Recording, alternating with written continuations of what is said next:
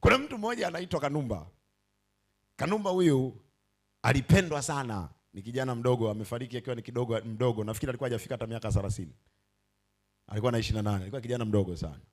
Mdogo huyu alipofariki, ninasikia mpaka leo kwenye hilo eneo kuna malalamiko. Mpaka leo wanasema hajapatikana mwingine. Ukitaka kuchukua hayo mafuta yanayoelea pale, hiyo nafasi inayoelea hapo, utapaswa utumikishe silaha moja inayoitwa ya kipawa ulicho nacho. Maana yake kama ndani na umebeba kipawa cha kuigiza, utapaswa ukitumikishe hicho kama silaha. Issue sio kusema yule jamaa alikuwa Freemason. Issue sio kusema unajua yule agano lake si unamuona hata vile alivyokuwa na Wema alipata ujauzito akaambiwa ukiitoa hautozaa tena, kwa hiyo yule jamaa alikuwa Freemason. Wewe ukikaa kwenye huo umbea wa namna hiyo, hakikisha hautoweza kufika anapofika. Moja kati ya principle ya kukusaidia kwenda kwenye nafasi, usikae kwenye kikao cha umbea.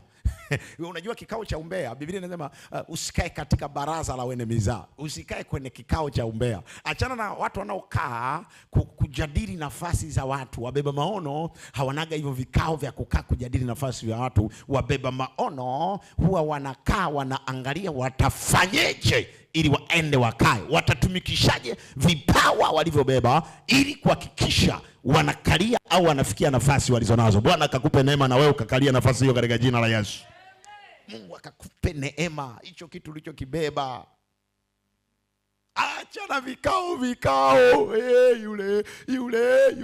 Yule mwingine anasema yule tunamuona Lozi Mwando alivyoenda kwa Bishop Ng'ang'a akaanguka mapepo. Mimi niliwaambia hayakuhusu hayo mapepo, ni ya Lozi. Hayakuhusu.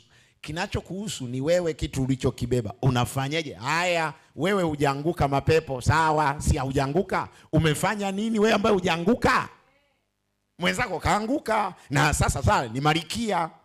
Wewe ambaye hujaanguka ni nani? Hujaanguka ni nani? Sasa Mungu akimwangalia yule aliyeanguka ni Marikia, na wewe hujaanguka, upo tu kupiga umbea. Unatoka nyimbo moja, unajua Elozi hawa imbaji unajua uko unapoteza muda wa uzururaji. Kama yeye alianguka na mapepo, wewe sasa piga kalia kile kiti na usianguke na mapepo, uende mbele ili watu waseme sasa unamuona fulani ni hatari kuliko fulani.